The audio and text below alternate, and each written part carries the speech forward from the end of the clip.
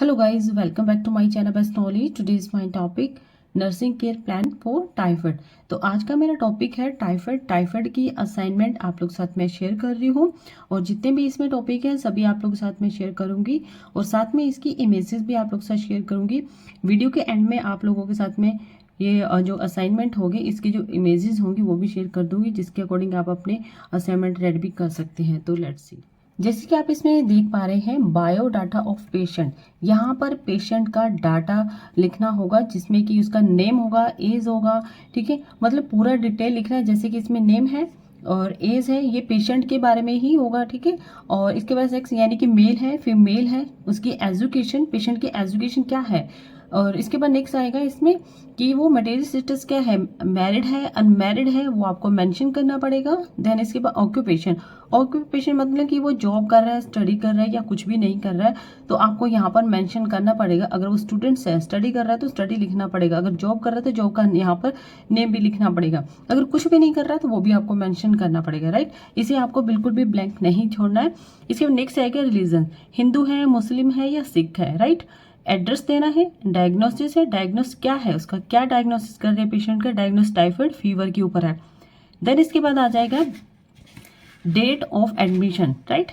इस बार नेक्स्ट आएगा, इसमें आ जाएगा जब कॉम्प्लिकेशन, यानी कि इसमें आ जाता है कि जो पेशेंट को क्या क्या प्रॉब्लम आ रही है, कुछ टाइम में क्या प्रॉब्लम आई है वो आपको सारा मेंशन करना पड़ेगा। जैसे कि patient feels very fatigue, high fever और सर्वल डेज, ठीक है, वीकनेस हुई, एब्डोमिनल पेन हुआ, कॉन्स्टिपेशन का प्रॉब्लम हुआ, हेडेक्स हुआ, एंड इसमें उसको क्या हुआ कि वॉमिटिंग भी शुरू हुई, एंड इसके बाद नेक्स्ट उसमें कन्फ्यूजन्स भी हुई।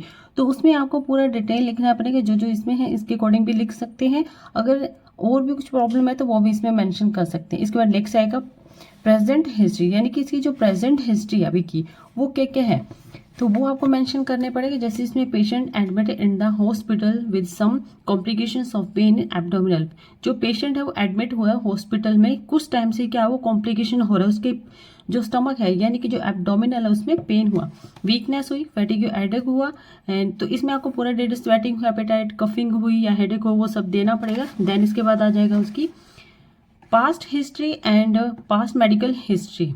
देन इसके पास surgical history, there is no medical history, यानी कि जो पास्ट मेडिकल हिस्ट्री उसमें कुछ भी नहीं हुआ है, अगर हुआ है तो भी मेंशन करना पड़ेगा, अगर नहीं हुआ तो भी मेंशन करना पड़ेगा।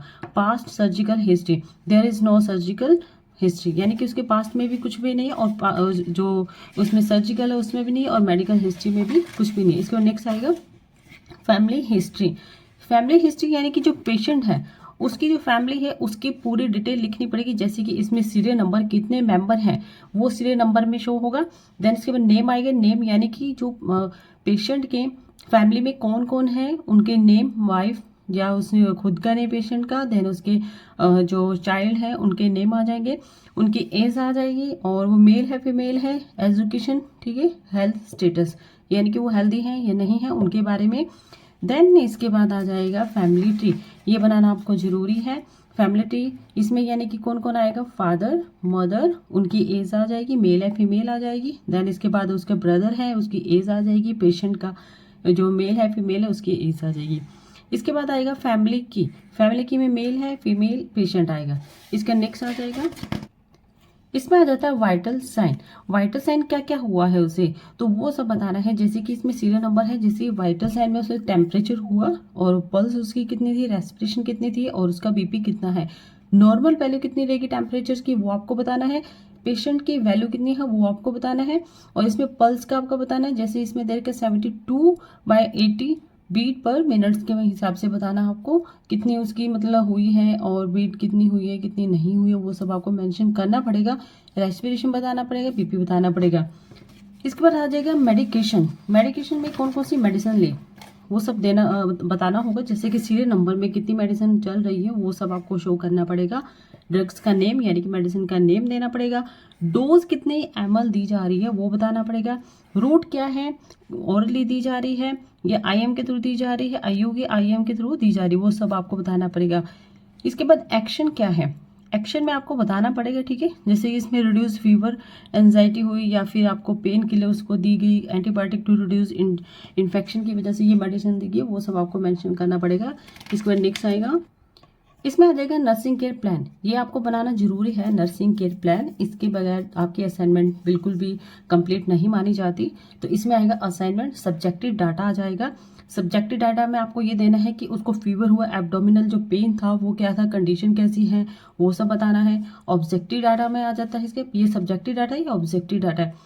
तो इसमें आपको बताना पड़ेगा कि to identify the most and affected area and age group of person to purpose and elemental control measures to determine the typhoid fever, right. इसके बाद गोल आ जाएगा। गोल क्या है, to reduce the level of the hypertension, to improve the activity level of the patient, to improve the nutrition level and to reduce the fever and anxiety। ये सब आपको mention करना पड़ेगा। इसके बाद नेक्स्ट आ जाएगा, इसमें आपको एक जो ब्लैंक पेपर है उसके ऊपर आपको लिखना होगा नर्सिंग केयर प्लान। इसके बाद आपको एक नर्सिंग केयर प्लान देना पड़ेगा, जैसे कि इसमें दिखा रखा है। डायग्नोसिस आ जाएगा, डायग्नोसिस, नर्सिंग डायग्नोसिस, गोल, प्लानिंग, ठीक है। इसमें नर्सिंग जो डायग्नोसिस है उसमें आपको क्या करने का, इसमें है hyperthyroidism related to increase metabolic rate and illness, ठीक है। गोल क्या है उसका, प्लानिंग क्या है, तो आपको इसमें पूरा मेंशन करना पड़ेगा। जैसे कि इसमें लिखा तो आप ये भी सेम लिख सकते हैं। तो यहाँ तक आपको ये कम से कम लिखना पड़ेगा 2 पेजेस में। इसके बाद नेक्स्ट आएगा,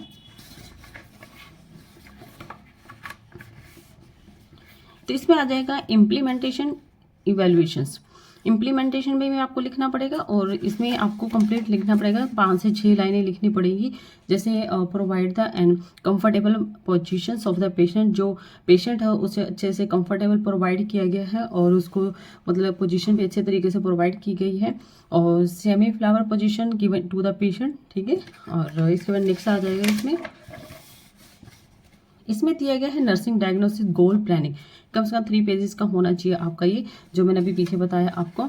तो इसमें कुछ पॉइंट्स है, आप एक बार अच्छे से देख लीजिएगा। कई बार आपको समझ नहीं आती तो आप अच्छे से एक बार देख लीजिएगा। और इसमें आपको कम से कम 2 पॉइंट एक पेज में लिखना पड़ता है और तभी आपकी कंप्लीट मानी जाती है। इसके बाद नेक्स्ट आ जाएगा आपका इसमें इम्प्लीमेंटेशन इवेल्युएशंस आ जाएगा, जिसमें आपको लिखना है provided good nutrition to the patient. जो पेशेंट है उसे आपने क्या किया है, गुड प्रोवाइड किया न्यूट्रिशन, उसके बारे में बताना है। इवेल्युएशन क्या रहा, इम्प्रूव द न्यूट्रिशन लेवल ठीक रहा। इसके बाद amount of calories and vitamin are and increase in the diet, यानी कि आपको क्या करना है, इसके अंदर उसकी जो कैलोरीज है, विटामिन है, उनकी क्या क्या अमाउंट को आपको इंक्रीज करना है, उसके बारे में आपने बताया। और like the end dislike the patient about diet is sense, ठीक है। और इसके बाद नेक्स्ट आएगा, इसमें आपको पूरा बताना है give good and environment to the patient, यानी कि आपने पेशेंट को क्या करना है, गुड इन्वायरमेंट देना है। गिव माइंड एंड इसमें है devices and therapy to the patient and maintain good communication skill with patient. तो ये सब आपको मेंशन करना पड़ेगा, अदरवाइज ये आपको कंप्लीट नहीं होगी। इसके बाद फिर से आपको लिखना है 3 पेजेस, मैंने जैसे आप लोगों को बताया है। इम्प्लीमेंटेशन इवेल्युएशंस, तो एंटीबायोटिक थेरेपी इज प्रोवाइडेड, यानी कि आपने क्या किया, इसको एंटीबायोटिक और थेरेपी इज प्रोवाइडेड की गई है पेशेंट को। Assess the client and about daily bath and with daily bath with antibiotic shop, ठीक है। यानी कि आपने क्या किया, उसको क्लाइंट को बताना है कि जैसे डेली आपको बात करना है, देन इसका एंटीबायोटिक जो शॉप है वो भी करना है। यूज असेप्टिक टेक्निक का यूज करना है। और इवेल्युएशन में क्या है, control the level of infection, यानी कि आपको कंट्रोल करना है उसके इन्फेक्शन को, उसके लिए बताया गया है। और इसके बाद use of daily of the exercise to the patient, patient को डेली एक्सरसाइज के लिए बोला गया है। जैसे कि इसमें provided for the proper nutrition, nutrition proper से देना है, खाने पीने का, स्लीपिंग का, मेडिसिन का, अगर कोई प्रॉब्लम आती है उसके बारे में, तो ये सब आपको मेंशन करना ही होगा। देन इसके बाद लास्ट में हमारा आ जाता है नर्सिंग डायग्नोसिस गोल प्लानिंग। तो इसमें आपको 3 पेजेस है तो वो आपको लिखना ही होगा। और इसमें वही सब चीज़ है कि जैसे इसमें वोमिटिंग रिलेटेड टू लुकेमिया, उसके बारे में बताना है आपको, और इसमें पूरा मेंशन करना है आपको। लास्ट में आ जाता है हेल्थ एजुकेशन। हेल्थ एजुकेशन में आपको पूरी डिटेल पेशेंट के बारे में देनी होगी कि पेशेंट को जो जो आपने प्रोवाइड किया था उसके बाद उसकी हेल्थ कैसी, उसकी एजुकेशन के बारे में बताना होगा। Education is given about disease condition, educate the patient about, maintain the personal hygiene, educate the patient to follow the order and educate the patient to take proper medicine, यानी कि इसमें जो पेशेंट के जो मतलब जो ऑर्डर है उसे फॉलो मतलब करना पड़ेगा उसे। और उसकी जो हाइजीन है पेशेंट के लिए, उसे मतलब मेंटेन करना पड़ेगा, और उसकी जो डिजीज़ है उसके लिए भी आप लोगों को पेशेंट की केयर करनी पड़ेगी। देन इसके बाद आता है educate the patient and about maintain environment hygiene. आप लोगों को क्या करना है, पेशेंट को एजुकेट करना है, उसकी फैमिली को एजुकेट करना है कि उसको, जो पेशेंट है उसे गुड एनवायरनमेंट चाहिए, ठीक है, यानी इन्वायरमेंट हाइजीन चाहिए, ताकि उसकी जो डिजीज़ है वो जल्दी से रिकवर हो सके, जल्दी से ठीक हो सके। तो इस टाइप से आप लोगों को इसमें पूरा बताना होगा, राइट। तो इसमें लिखना है आपको हेल्थ एजुकेशन। तो ये जो असाइनमेंट है, और ये GNM फर्स्ट ईयर स्टूडेंट्स के लिए रहेगी, टाइफाइड की असाइनमेंट आप लोग से शेयर की है, और इसकी इमेजेस भी आप लोगों के साथ मैं इस वीडियो के एंड में शेयर कर दूंगी, तो वहाँ से भी आप देख के रेडी कर सकते हैं। तो आज के लिए इतना ही, एंड थैंक यू फॉर